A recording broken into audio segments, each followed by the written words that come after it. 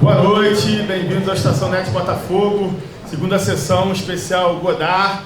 Essa sessão mais do que nunca super especial, com um filme em formato 35mm, Demônio das 11 Horas, Pierrot Le Fou, clássico do Godard, um dos primeiros dele. A gente viu agora um dos últimos, agora a gente está vendo um dos primeiros, vai ser legal para comparar. Mas essa sessão, a gente vai começar ela invertida, a gente vai começar pelo debate, depois a gente vai ver o filme. Gente, vamos lá tocar o debate aqui. Queria chamar para a mesa a crítica de cinema, pesquisadora de literatura, Janda Montenegro. Por favor. Queria chamar a produtora responsável por sucessos de bilheteria no documentário e na ficção, Gláucia Camargos.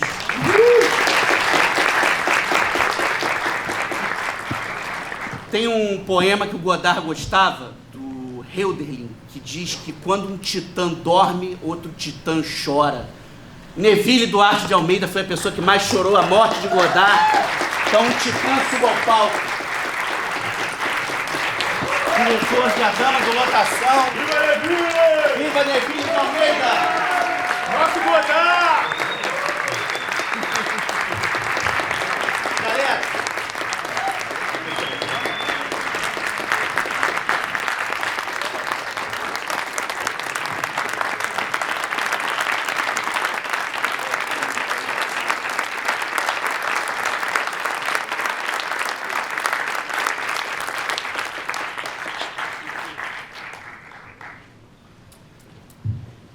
vamos começar para render antes Rodrigo, que a gente ver o Pierrot. Fala. Temos meia hora, tá? Tá legal, pode deixar. Gláucia, vou começar por você. A gente estava conversando ali fora e assim, sobre a relação cinéfila com Godard, o tempo todo você falou da cultura do Paissandu. Eu não sei quem aqui frequentou o Paissandu. Queria que você falasse um pouquinho pra gente como é que era essa relação cinéfila do Rio de Janeiro com o Godard, principalmente na época do próprio Pierrot Le Fou, que a gente vai ver hoje à noite. Boa noite, prazer estar aqui. Eu queria agradecer o convite, dizer que é uma coisa muito interessante para essa plateia de pessoas tão jovens, né? Eu me vejo na época do Paissandu, que é a verdade de vocês, sou médico, mas eu era, já fui dessa idade.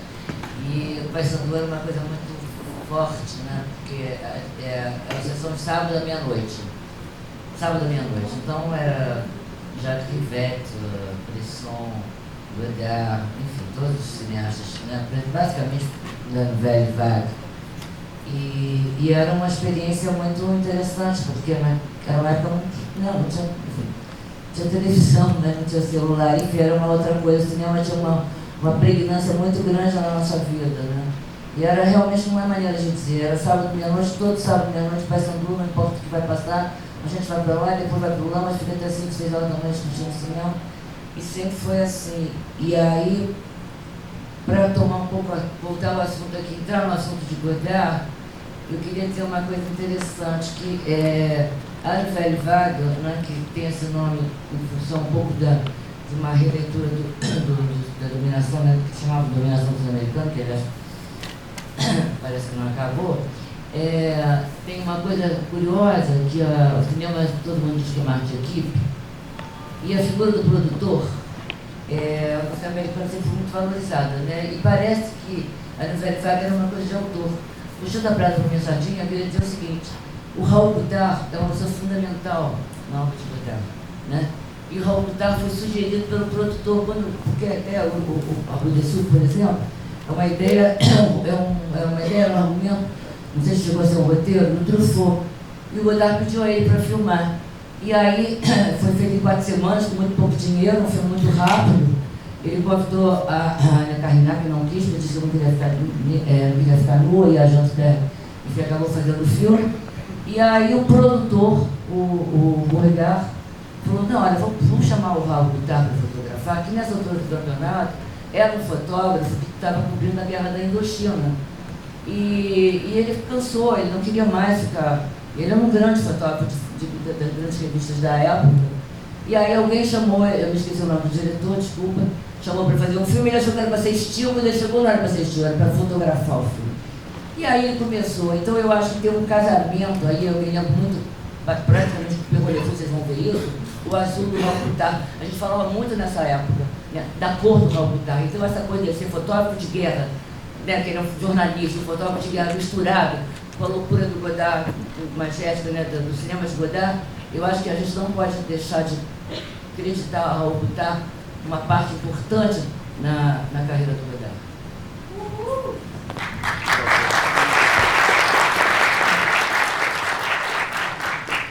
Queria te ouvir, Janga, sobre uma questão.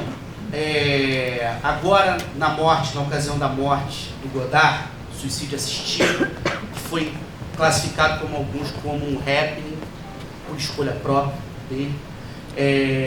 Falou-se muito o Godard, o semiólogo do cinema. Godard, o cinema da semiótica.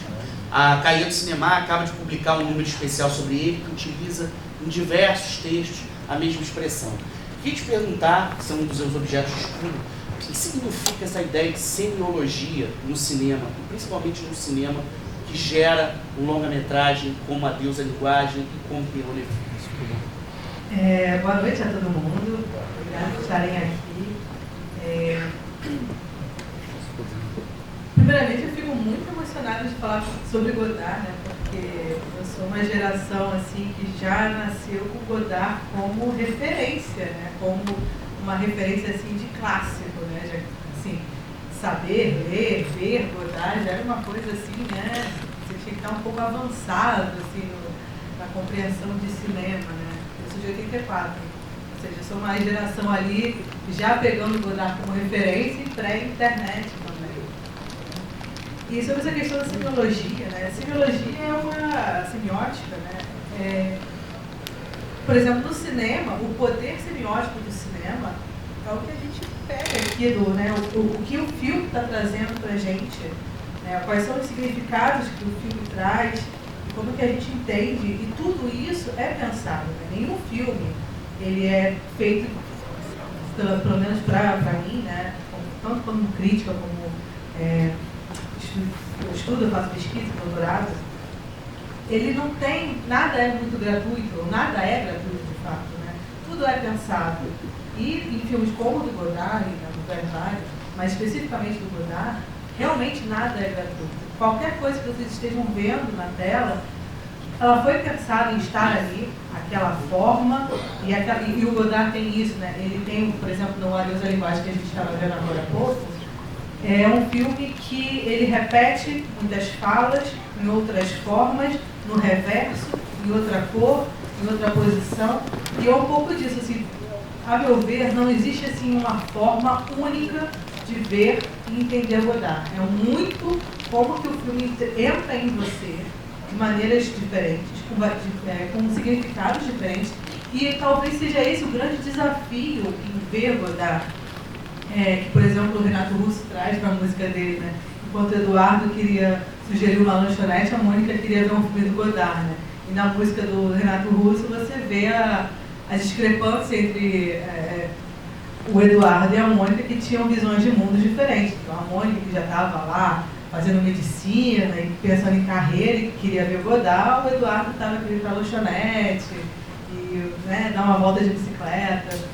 Mas, ao mesmo tempo, eu acho que o Godard não é esse desafio todo. Ele é muito mais uma inquietação, uma provocação, não seguir. Ele é muito... não tem regra, né? E eu acho que isso dialoga muito com a juventude. Talvez por isso a gente tem uma galera aqui muito jovem, né? É impressionante Godard, né? Que faleceu agora com mais de 90 anos, né? 91. Trazer uma galera jovem para o cinema lotado aqui, no dia de semana, 9 da noite. Então isso é muito interessante porque é uma obra que atravessa o tempo, né? E eu acho que é isso, né? Ele vai trazer muitos recursos para, né, a galera que está vindo, para a galera que já está, e ver o mesmo filme de diversas formas, porque vai trazer significados e significantes, né, diferentes para quem assiste, para quem debate, né? Porque assim, vocês vão sair daqui e vão ficar falando sobre o filme que vocês viram. Legal.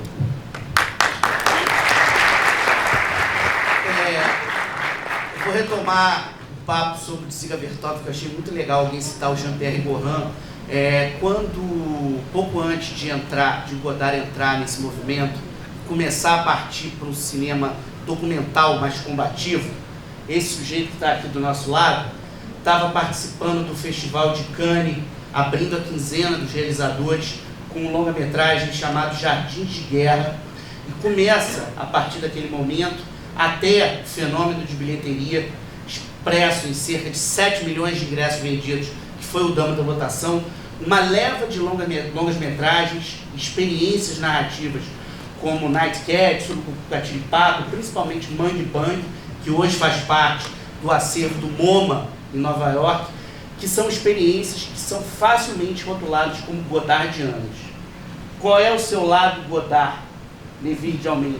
Qual é a importância do Godard para o pensamento cinematográfico que levou à tua gênese como realizador no cinema? Olha, boa noite. Primeiro, ele falou aqui que eu fui o que mais chorou. Fato. Pura verdade. A gente fala sobre qualquer coisa, sobre qualquer besteira, aí na hora que Godard fala, vale a pena chorar. Vale a pena chorar muito. E ele me ligou e eu chorei. Eu estava chorando, viu? Porque vale a pena. Não posso deixar de chorar. Não vou conter minhas lágrimas. É um pouco a morte da liberdade, não é? Num momento como esse que a gente vive aqui agora. Eu queria dizer também, eu falei com ele depois, liguei e falei, que se Godard tivesse visto o Brasil, ele não se mataria. Se ele tivesse estado aqui conosco e a gente levar ele para passear na praia, andar em Copacabana, andar na barra, pegar um barco na Ilha da Escória, nunca mais ia voltar para aquele lugar na Suíça. Nunca mais ia pensar em morrer. É assim que acredito ser. Ele perguntou aqui sobre a influência do Godard. Quando eu vi a Boule de Soufre, que é um filme de 59 eu tinha 16, 18, 17 anos. Era um exercício de liberdade para nós, de cineclube, que conhecemos profundamente o cinema russo, o cinema italiano, o neorrealismo, o cinema inglês, o cinema mexicano, o cinema japonês, o cinema brasileiro e até o cinema argentino e húngaro. Era muito importante aquilo ali. Eu fui criado no cineclube fazendo ciclos de cinema e debatendo e estudando cada um deles. E o Godard era diferente de tudo isso. Muitas vezes você pode amar uma pessoa, pode amar um artista, pode amar a obra que o artista produz, mas não quer ser como ele. Eu, quando cheguei ao Brasil, estava começando o Cinema Novo, isso foi em 66, 67, e eu tinha uma admiração profunda pelo Cinema Novo, pelo que aquilo significava. Mas mais do que a admiração, eu tinha a certeza de que aquele não era o meu caminho. Eu tinha certeza que existia um outro caminho, que é o caminho da liberdade. Não é? Acredito que o cabresto ideológico tem feito muito mal ao cinema brasileiro. Vejo aqui hoje, revendo, né, Adeus à Linguagem, e as pessoas, mas o que é isso? Eu não entendi nada, por quê, não sei o quê. Mas o segredo está no próprio título. Adeus à linguagem, adeus, até logo. Adeus à linguagem significa um bem-vindo à liberdade, abertura de caminhos, abertura de possibilidades, abertura de narrativa, abertura de desejos, abertura de todas essas coisas. Para mim, então, não dava muito além desse negócio essa conversa toda, essa idolatria toda, esse puxa-saquismo todo, típico, né? Daqui, né? Não estão puxando, não sabe mais, é todos, essa coisa, essa coisa triste, né? Essa coisa horrorosa da hipocrisia, essa coisa horrorosa horrorosa. Por que lá cultuava a liberdade e faltou pouco aqui? Porque lá não tinha o cabresto ideológico. Não existia o que fazer. Aqui, sem o cabresto ideológico, não dá lugar nenhum, nem na esquina. Estamos fazendo aqui um cinema digital. Pagar o edital e puxar o saco também. É outra história. Então, eu vejo hoje, agora, aqui, nesse lugar, como esse filme, como Godard é importante, como esse filme Adeus à Linguagem é importante, que é exatamente o que está acontecendo nesse momento, nada mais oportuno, nada mais igual. E nós aqui fazemos cinema digital, não podemos fazer isso. Eles não vão gostar. Não podemos fazer aquilo, não, isso aí não. Se a gente pode na soberania, não dá. Então, é um exercício de liberdade que esse artista deixa. É uma revolução pela liberdade, desde o primeiro dia. E é isso que importa, essa constância da liberdade. O fato de ter uma plateia totalmente jovem aqui, é uma parte espetacular. E o fato do artista ter 91 anos, espetacular. Mas isso não quer dizer nada, porque a arte não tem idade, porque a poesia não tem idade, porque a criação não tem idade, porque a invenção não tem idade, porque a liberdade não tem idade. Então, gente, não vamos se ligar nessa de que porque ele era cinza, que surpresa. Não é surpresa nenhuma. É bom ver vocês aqui. É a coisa que mais dá alegria nessa noite. Melhor de tudo é essa plateia, é uma loucura, não é? E principalmente, adeus à linguagem. Isso aí.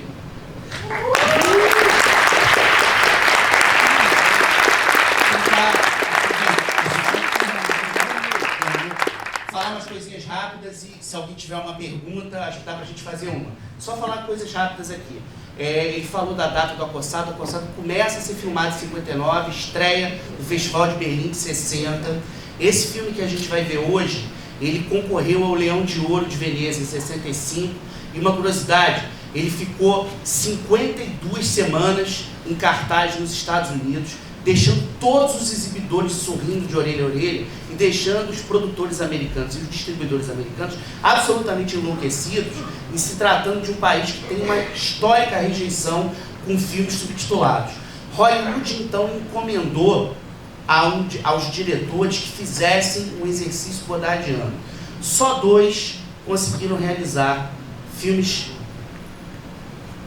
exaltando Godard, que à época foram fracassos, mas que depois passaram a ser tratados como joias.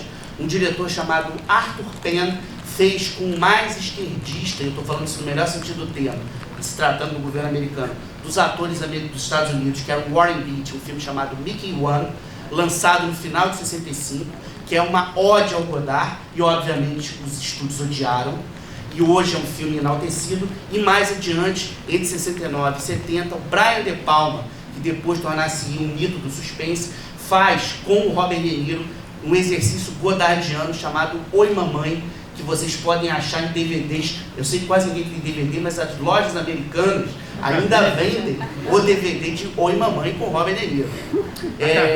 Só uma última coisa aqui para vocês. Em 2004, quando ele lança Nossa Música, que foi exibido também no Festival do Rio, aqui, o Godard deu uma entrevista que chegou a ser traduzida no Brasil, deu uma entrevista para o Le Monde, que chegou a ser traduzida no Brasil pelo Globo, em que ele falou 2 coisas muito curiosas. Assim. Ele dizia assim: as pessoas falam que o cinema morreu porque eu parei de acreditar nele. Eu nunca parei de acreditar no cinema. Eu gosto muito do Al Pacino. Eu vejo tudo que ele faz.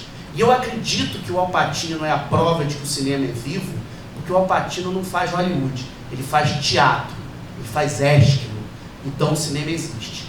Agora eu vi o Sexto Sentido e eu tive um problema, porque eu achei o filme inteiro que o Bruce Willis estava vivo e todo mundo estava morto. Quando me disseram que era o contrário, aí eu comecei a duvidar da minha certeza de que o cinema realmente está vivo. Uma pergunta para a gente fechar aqui esse papo e abrir a sessão. Uma coisa que é importante, essa informação, é que Godard foi proibido no Brasil, foi proibido no governo José Sarney, e o ministro da Cultura que proibiu Godard foi Celso Furtado. Esse é o Brasil. Galera, perguntas, alguém tem? Vamos ver o Coisa filme. aí? Tem uma ali. Se der, a gente faz uma segunda, se não, faz a sua e a gente começa o filme para não atrasar.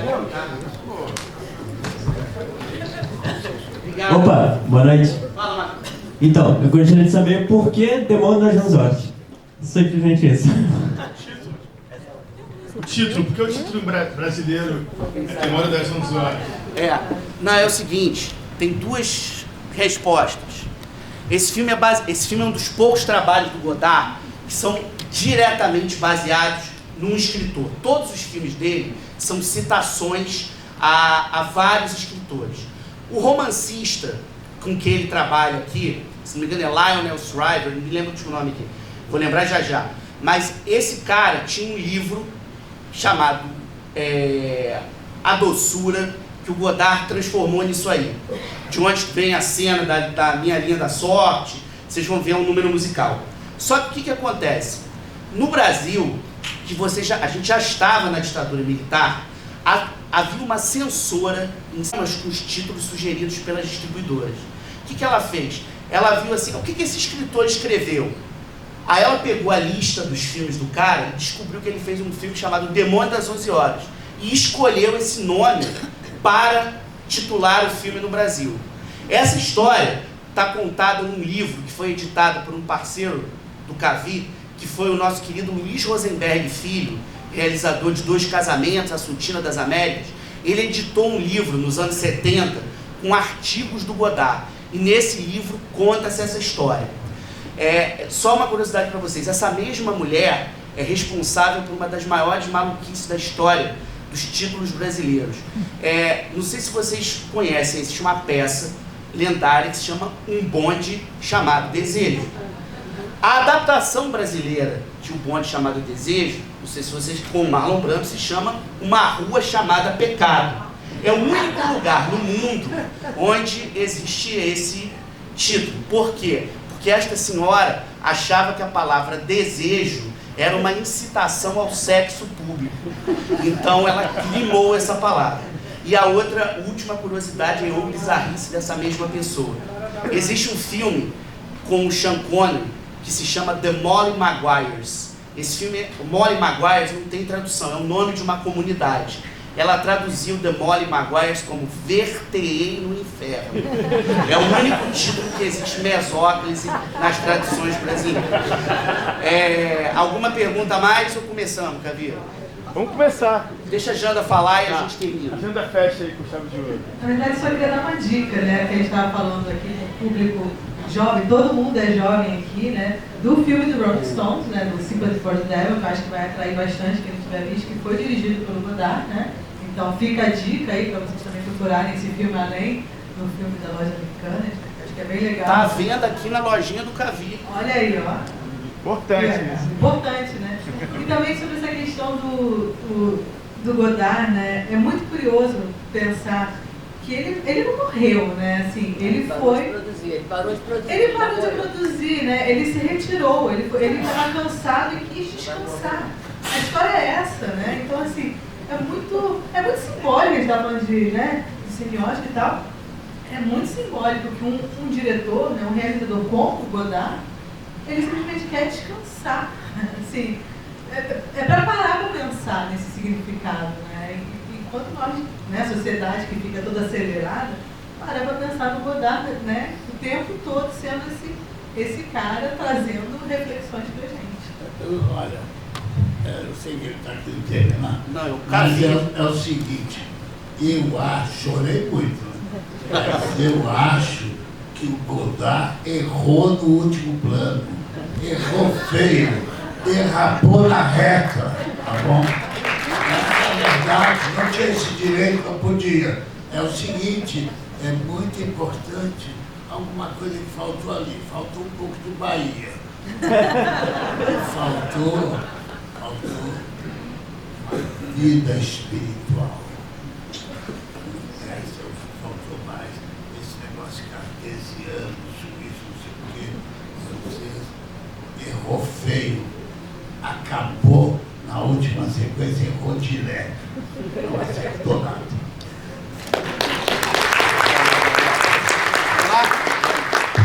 Obrigado, galera, e sobretudo por manter a resistência do cinema no cinema. O Festival do Rio começa quinta-feira. Fiquemos atentas aí. Valeu, galera. Obrigado, Glaucio, Ganda, Dieguinho, Davi, Luciana, pela leitura incrível. Davi, oi. Só quer dizer uma coisa como europeia. O que me faz entender a decisão dele morrer, quando esse filme, quando você vê a maneira que ele mostra a neve, aquele desespero, aquela luz cinza, aquele céu que cai nas tuas costas, eu acho que se tivesse ficado lá, eu teria feito a mesma coisa que ele. Se tivesse ficado lá. Mas você está aqui no Rio de Janeiro com a gente. Está linda e maravilhosa aqui no cinema. Vamos ver o filme. Desculpe, o Márcio tá desesperado. Fala isso aí. O Márcio Melas, nosso fotógrafo, que quer que a gente fale que essa sessão é uma sessão especial também, além de tudo, de todos. É uma sessão scope. Explica o que é scope. Não. Vocês vão ver. Depois ele explica. Vai ocupar a tela toda. Tá na moto. Viva Godard! Valeu. Obrigado, galera.